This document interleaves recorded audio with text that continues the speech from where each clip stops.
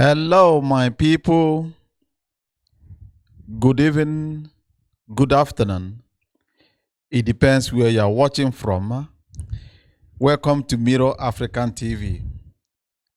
If you have not yet subscribed to Mirror African TV, please try to do so because today I'm about to discuss the death penalty.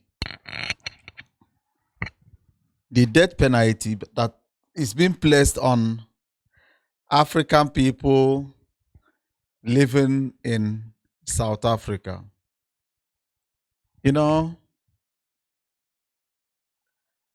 it's a pity, that the South African people, the black side of South African people, are now going after their fellow black brothers. And this is not the first time that such a thing is happening. They are killing the blacks that are working and doing business in that part of the nation. The worst part of it is that the government of South Africa and some political elites of South Africa are working together with these Janjaweeds, these killers, or the killing machine in the black South African nation. The thing that pains me the most,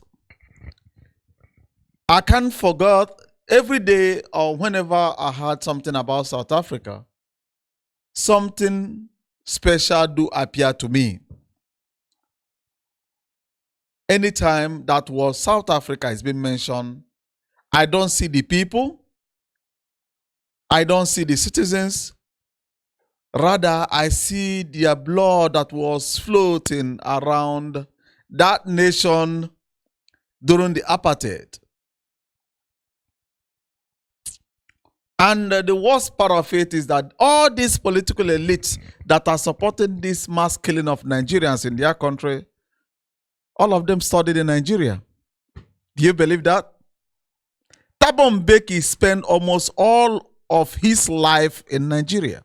Even Thabo Mbeki, if he can say the simple truth, he can speak Igbo language. Because Thabo Mbeki studied in Enugu State University. Unbelievable. Do you know the first time that I started understanding the politics that are being played in South Africa? On that beautiful day, they are showing how the South African military, I mean the white people, packed all the whole black Zulus, one part of the bush. And one woman was carrying her 4-year-old child. And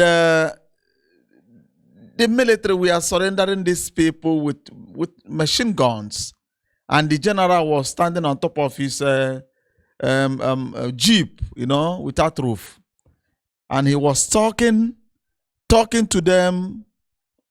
All of a sudden, he was talking and the hand just went down and they start shooting.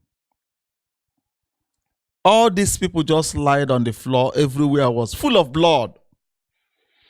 And that 4-year-old child shook the mother, called her mama, mama, mama. Mama could no longer respond. The child called mama, mama. And the general was standing there looking at that small boy. All of a sudden, that child, I will call it the mechanism of self-defense, touched that little boy and he sensed that there is danger. He started running. The child, he was 4 years around, let me not lie, it's around 1993 or 1994. That child picked race. The general stepped out of his jeep and started walking behind of that child that was running. Imagine 4-year-old child running. And he brought out his pistol, cocked it, aimed at the little child. Do it, do. The little boy lied on the floor and the blood started floating. All of us in Nigeria, we are crying, asking the federal government to train us and send us there for us to battle that war for the black people in South Africa. At my age by that time, I was ready to die for my black African brothers in South Africa. I have never been to South Africa before. I know nothing about South Africa. I have not seen any place called South Africa. I haven't seen no human being called South African by that time. But for such an atrocity to happen, I decided to go and die for the people I know nothing about.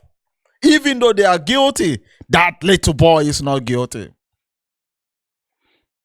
That was our belief by then. Maybe the cause of all these killings today is because the elite has failed to show the history. What happened on that day? What was happening in South Africa that gave this little children, nonsense human beings in South Africa, to raise their hand upon the people that give them shelter when it was raining and thundering and the weather was too cold.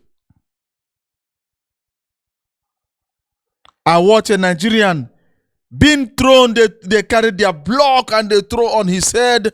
The young man can no longer see anything than I need help. Help.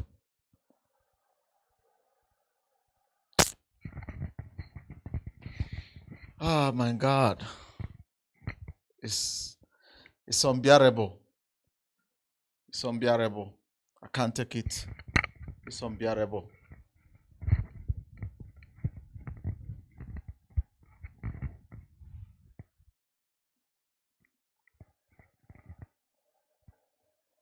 I don't know what to say. It's unbearable.